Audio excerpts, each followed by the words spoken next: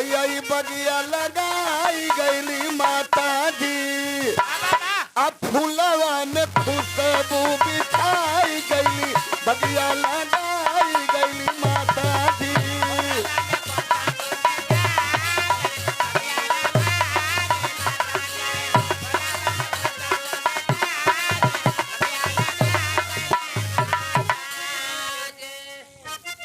क्या कहना है कि माई के जमानवा में, अभी भी मंच पे हमारे बड़े भैया ये भैया माई के जमानवा में सात गो सुमानवा, माई के जमानवा में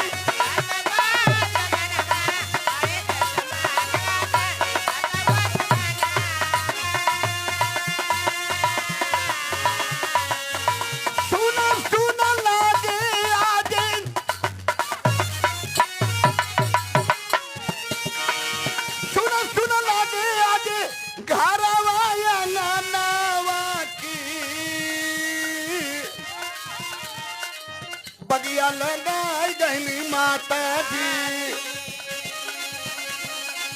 बगिया लगाई गईली माता जी,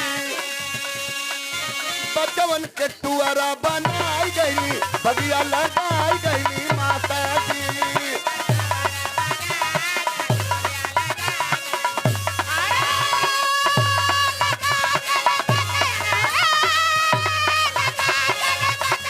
ये बहादुर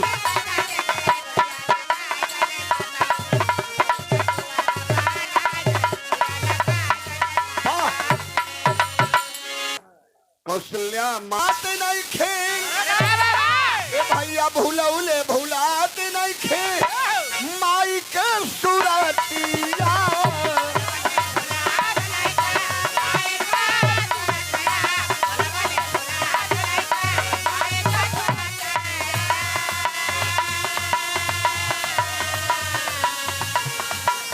जब जब याद आए, जब जब याद आवे बिहार ले छतिया की,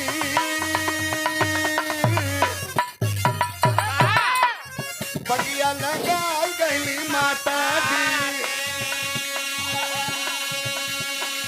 बगिया लगाई गईली माता जी, सती पद पर चले के सिखाई गईली, बगिया लगाई गईली माता जी।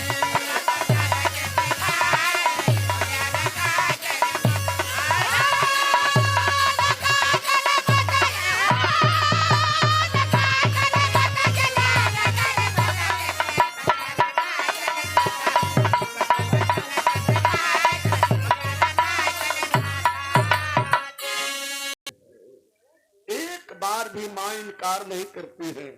माई वो होली बाबू कहिए कि झटके में हमारे कलेजवा निकाल ला, हम मर जाएं, हमारे कलेजा के बेटा तक पहुंचा दा ताकि हमारे बाबू जिंदा हो जाए। वो होती है माँ बाबू जी। तो कहना है, क्या कहना मास्टर?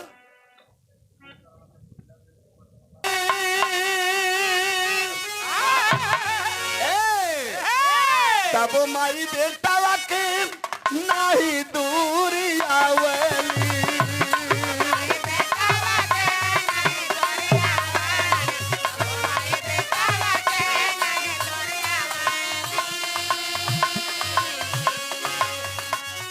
एक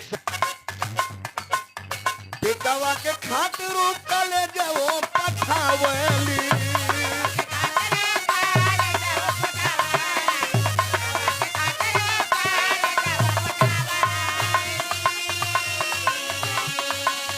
हरिदरैया बड़ाई दुलरुआ,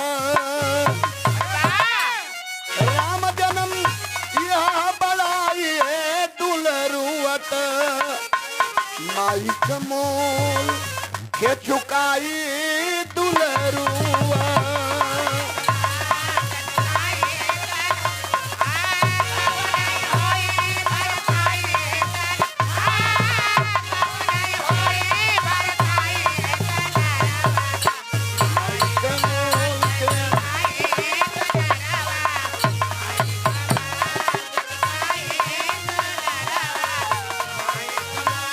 के चुकाई